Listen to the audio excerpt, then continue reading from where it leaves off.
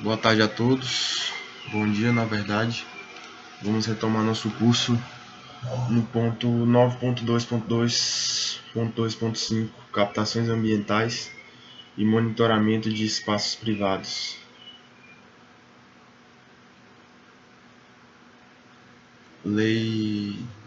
Dá uma olhada na Lei de Organizações Criminosas, Lei 12.850.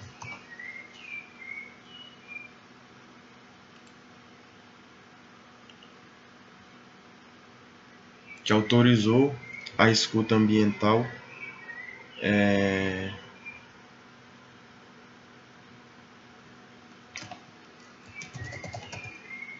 aqui, ó. Em qualquer fase da persecução penal serão permitidos, sem prejuízo de outros já previstos em leis, os seguintes meios de obtenção de prova: colaboração premiada, captação ambiental de sinais eletromagnéticos, ópticos ou acústicos, ação controlada, acesso a registro de ligações telefônicas e telemáticas, dados cadastrais, constantes de bancos de dados públicos ou privados e informações eleitorais ou comerciais, interceptação de comunicações telefônicas e telemáticas nos termos da legislação específica, afastamento dos sigilos financeiro, bancário e fiscal nos termos da legislação específica, infiltração por policiais em atividade de investigação, cooperação entre instituições e órgãos federais, distritais, estaduais e municipais na busca de provas e informações de interesse da investigação ou da instrução criminal. Beleza. No que toca à captação ambiental, não há previsão de necessidade de autorização judicial. Todavia, a autorização judicial é imprescindível, não em razão da previsão legal expressa, que não existe, mas em função do dever de proteção ao direito fundamental à intimidade.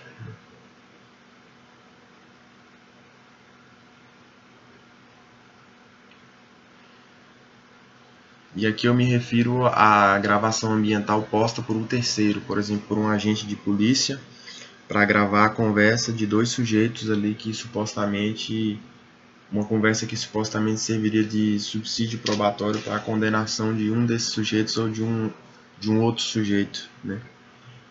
Já no que se refere à gravação por um dos interlocutores, quer dizer, por um dos sujeitos que está participando ali da conversa, essa gravação é lícita se não houver causa legal de sigilo. Por exemplo, um psicólogo não pode gravar as declarações ali do seu paciente para que isso seja usado no processo judicial. Um padre não pode gravar uma confissão para usar isso aí no processo judicial, né, sem autorização judicial, né. Na hipótese aí há uma causa legal de sigilo, né.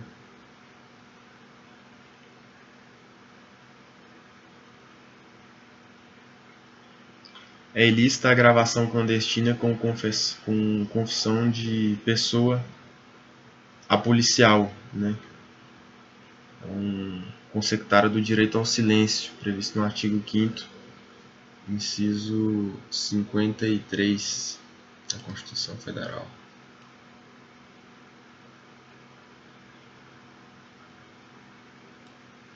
O preso será informado de seus direitos, entre os quais os de permanecer calado, sendo-lhe assegurada a assistência da família e de advogado. Então há uma formalidade para o ato de interrogatório, né? O sujeito é informado de seus direitos, ele é assistido por um advogado, né? De modo que essa confissão extrajudicial ali na pressão do momento perante os policiais, sem advertência do direito ao silêncio, ela não é prova rígida.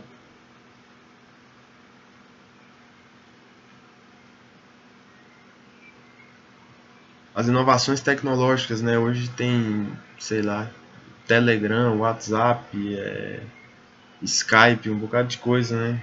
Toda hora a tecnologia se renova, os meios de comunicação tecnológicos se renovam, se atualizam, de modo que não há possibilidade de acompanhamento, né, pelo Poder Legislativo dessas inovações tecnológicas. O trâmite no processo legislativo é muito mais moroso do que o processo de inovação tecnológica, de modo que a proteção no que toca a esses meios novos de comunicação se dá à luz dos direitos fundamentais, das cláusulas, vamos dizer, em alguma medida gerais aqui, genéricas, né?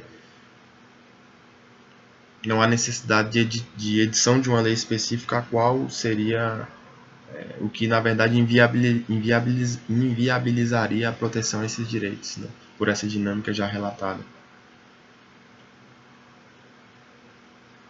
Encontro fortuito de provas. Competência, ponto de partida, crime suspeitado.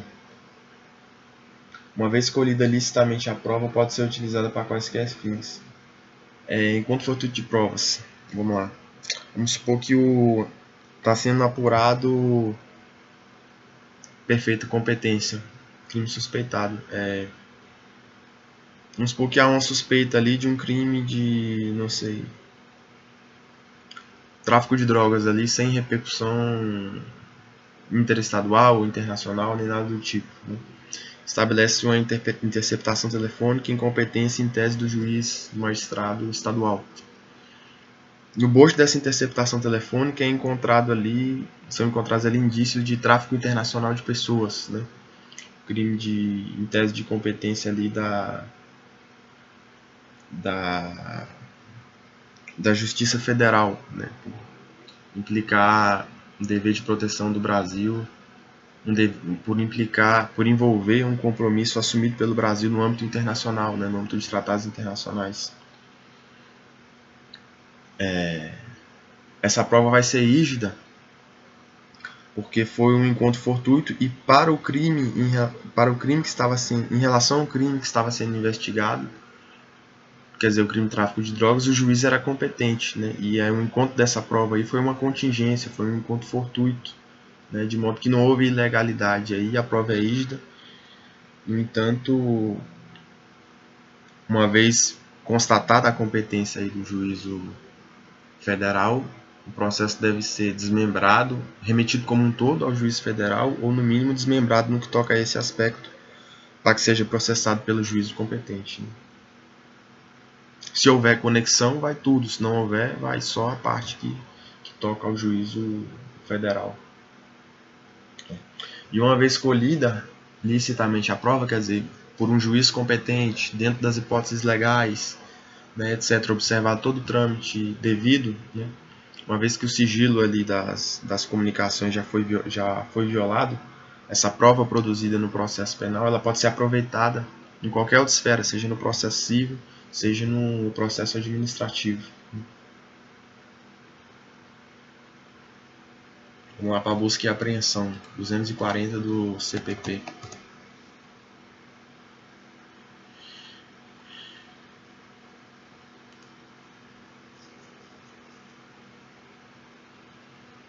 Tô cheirando com licença, falar dele sem espelho, fazendo gesto de licença, caiu na laranja mecânica.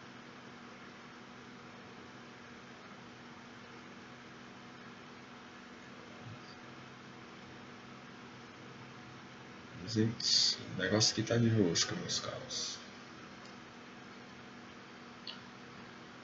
Busca e apreensão, 240 seguintes do CPP.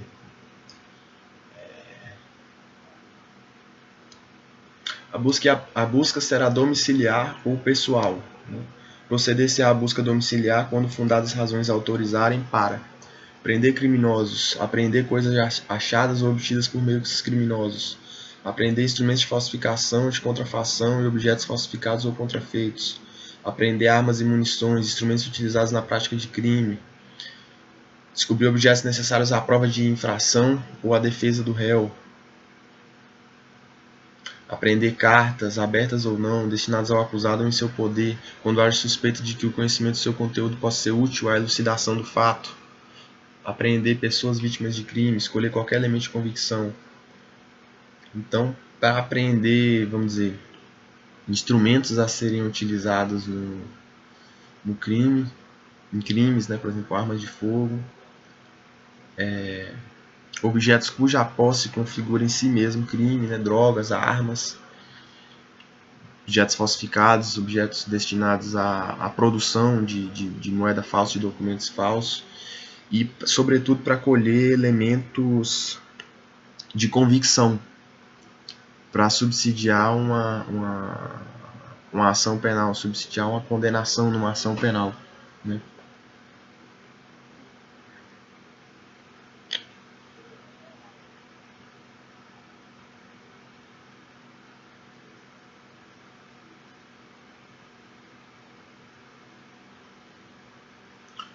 A busca pessoal, ela prescinde de autorização judicial, né? Basta a fundada suspeita. Já a busca domiciliar, em função do direito fundamental à inviolabilidade do domicílio, ela deve ser precedida da devida autorização judicial. E o mandado de busca, ATU do 243, deverá indicar o mais precisamente possível a casa em que será realizada a diligência, o nome do respectivo proprietário ou morador, mencionar os motivos e os fins da diligência, e ser subscrito pelo escrivão e assinado pela autoridade que o fizer expedir. Então, deve haver uma delimitação específica, tanto do local, né, quanto do proprietário da casa, quanto dos motivos e dos fins. Nós estamos aqui em razão da fundada suspeita de que há uma boca de fumo aqui, de que há drogas escondidas nessa casa. Está aqui uma ordem judicial. A casa é a casa tal, na rua tal, no bairro tal. A busca se restringe a isso e o objeto da busca é esse. Né? Essa delimitação se dá, quer dizer, não se admite, em função do direito fundamental à inviolabilidade do domicílio, que haja uma autorização genérica. Nós, no bairro tal aqui, nós vamos olhar todas as casas até encontrar onde é que está escondida essa arma aqui, onde é que está escondida essa droga. Isso implicaria uma violação ao direito à inviolabilidade do domicílio, né? De pessoas que em tese não teriam nada a ver com aquilo, né? Então tem que estar especificado quem é a pessoa, qual é a casa, qual o fim da diligência e por que essa diligência está se dando, né? É uma garantia, né, para o jurisdicionado. Quer dizer, minha casa só vai ser devassada se tiver tudo muito bem explicado, né? Tudo muito bem fundamentado à luz do ordenamento jurídico.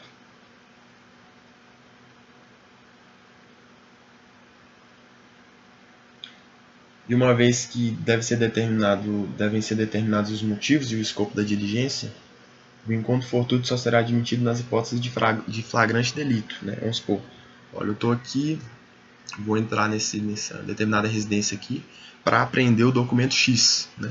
Vamos supor que vai servir para subsidiar vai servir de elemento de convicção aqui na ação penal.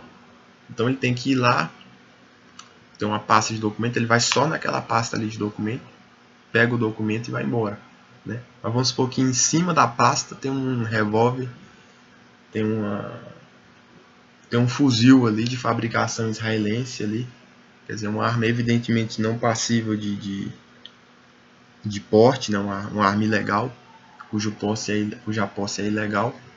Quer dizer, então há ali um flagrante delito, né? Ou há um tijolo de maconha ali em cima da pasta de documentos. Nesse caso, a autoridade não pode se subtrair a seu dever, né, de proceder ao flagrante, né? Se a pessoa estiver ali, prender a pessoa, né? Mas aí, por conta de um encontro fortuito, ela não sai revirando a casa do sujeito. Quer dizer, você está procurando, vamos supor, você está procurando ali uma moto, né? Uma moto que seria produto de crime, busca e apreensão de uma moto. Você vai olhar na garagem, você vai olhar no quintal, né? Mas você não vai olhar debaixo da cama do cidadão, né? Se a autoridade está olhando debaixo da cama do cidadão, aí um excesso, né? Há um desvio aí da finalidade do mandado, né? Agora, se ele foi apreender a moto, em cima da moto tinha um tijolo de maconha, aí é outra história, um encontro fortuito, né? E o sujeito vai ser autuado ali conforme a hipótese, por posse de drogas para uso pessoal ou por tráfico, né? Vamos lá, prisão em flagrante. A finalidade da prisão em flagrante, uma das finalidades, é interceptar o evento criminoso, né? Fazer com que aquilo cesse. O camarada está furtando um carro ali, você prendeu ele em flagrante, você fez com que a ação delitiva cessasse, né? Você estancou a sangria. Outra finalidade, possibilitar a colheita imediata de provas, notadamente prova da autoria, né? Então o cara tá com a mão na massa ali, tá com a chave micha ali, querendo ligar o carro. E você pegou ele ali, ele com a chave micha, as impressões digitais dele no carro, na chave. né? Quer dizer, possibilitou a colheita imediata da prova, fora o seu próprio testemunho, né? O testemunho do sujeito que procedeu à prisão em flagrante, que testemunhou todo o iter criminoso, né? Ou pelo menos aquele momento ali da tentativa ali de consumação do crime. As hipóteses, né?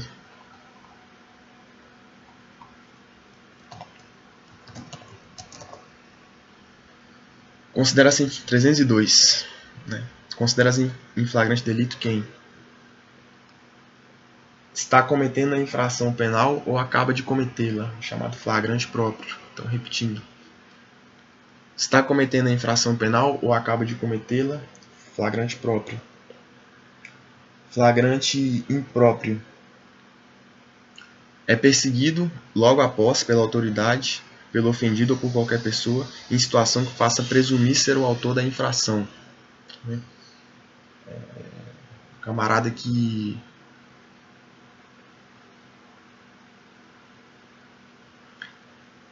sei lá, tentou estuprar uma moça, né, e saiu correndo, fugindo, né, com, sei lá, de cueca, né, saiu de cueca correndo, né, saiu pelado correndo, né, uma situação que faz presumir que ele é o autor da infração, né. Isso é o chamado flagrante impróprio, né, e demanda uma perseguição imediata e ininterrupta, né. Aí o flagrante presumido é encontrado. Quer dizer, não é uma perseguição, o sujeito é encontrado. É encontrado logo após, com instrumentos, armas, objetos ou papéis que façam presumir ser ele o autor da infração. Então, vamos lá. Houve um roubo ao celular, né?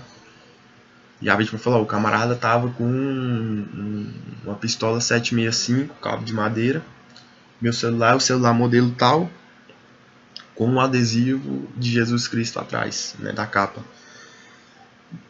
E aí é encontrado um maloqueirinho com a pistola 765, cabo de madeira, e com o celular do camarada, né? Exatamente o celular do camarada, com as fotos do camarada, as fotos da família do camarada, quer dizer, um celular que evidentemente não é do sujeito ali que o estava portando, né? Então nessa situação também se admite o flagrante, é o chamado flagrante presumido, quando o sujeito é encontrado logo após com instrumentos, armas, objetos ou papéis que façam presumir ser ele o autor da infração. Então vamos lá. Flagrante próprio, está cometendo ou acaba de fazê-lo. Flagrante impróprio, é perseguido logo após, em situação que faça presumir ser o autor da infração. E flagrante presumido, é encontrado logo após com instrumentos, armas, objetos e papéis que façam presumir ser o autor da infração. É encontrado, flagrante presumido, é perseguido, flagrante impróprio. Beleza. Vamos lá. Há também a hipótese do flagrante diferido, que é prevista em legislações especiais, que é também chamada ação, se eu não me engano, é chamada ação retardada, né?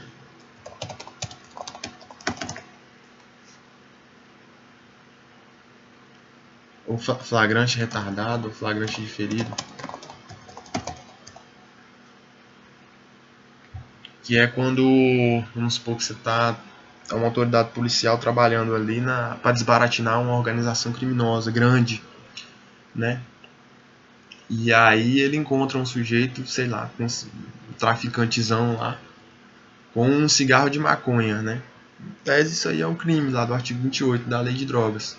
Mas vale a pena prender esse cidadão aí, quer dizer, demonstrar para ele que a polícia está em cima dele, né? E fazer ele ser processado pelo crime do artigo 28, quando na verdade o sujeito está mexendo com tráfico internacional de drogas, com homicídio, com um monte de coisa, tráfico de armas, né? Então, para a polícia não vale a pena, vamos dizer, desvelar a operação, né? Deixar aquele sujeito ciente de que ele está sendo monitorado, para fazer com que ele seja processado por uma infração tão branda, né? Que vai fazer ele voltar para a rua, vai fazer ele ficar esperto, quer dizer, vai destruir a operação policial, né? Que poderia acarretar no desmantelamento de uma quadrilha e, por conseguinte, na preservação da segurança social, que é um direito fundamental inscrito no artigo 5º. Né?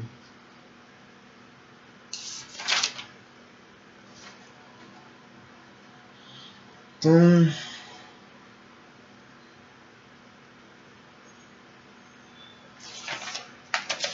20 minutos aqui, minha gente. Na próxima aula a gente continua aqui tratando ainda da prisão, né? Vamos tratar da prisão de membros do Congresso Nacional, do Presidente da República, de magistratura do Ministério Público, agente diplomático e etc. Obrigado a todos. Bom dia.